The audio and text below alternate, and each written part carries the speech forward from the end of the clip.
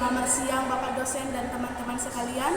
Dalam video ini kami akan menjelaskan tentang pernapasan dada dan pembagian suara.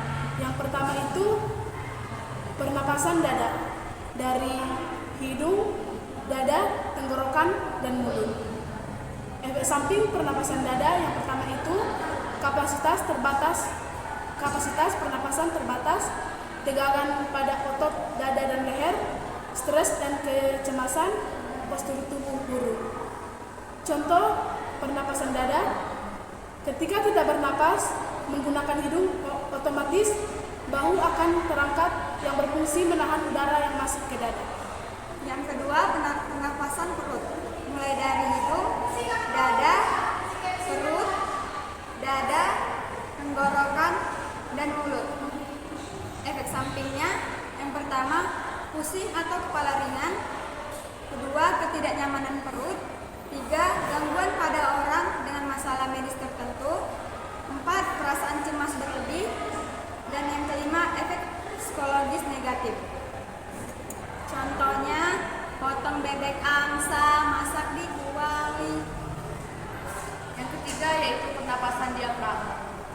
Pernapasan diafragma adalah teknik pernapasan yang dilakukan dengan menggunakan diafragma secara sadar.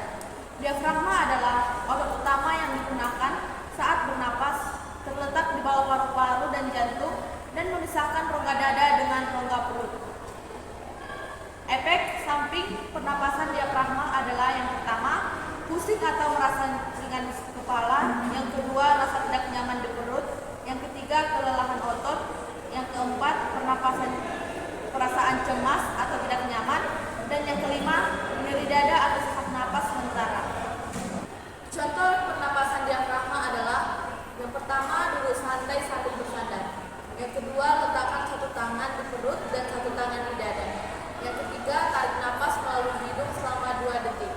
Yang keempat, rasakan perut memegang, mengembang dan penuh. Yang kelima, hembuskan napas melalui bibir yang terbuka kecil selama 2 detik. Dan yang keenam, ulangi latihan sebanyak 10 kali. Contohnya seperti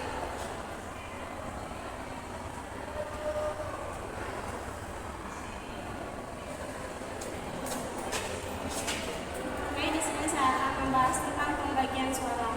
Pembagian suara dimulai dari usia 0 sampai 10 tahun. Pada usia ini pembagian suara hanya terdiri dari 2, yaitu tinggi dan rendah. Sehingga untuk pembedahan anak perempuan dan anak laki-laki dibedakan melalui tinggi dan rendah. Biasanya untuk suara tinggi dikatakan sebagai laki-laki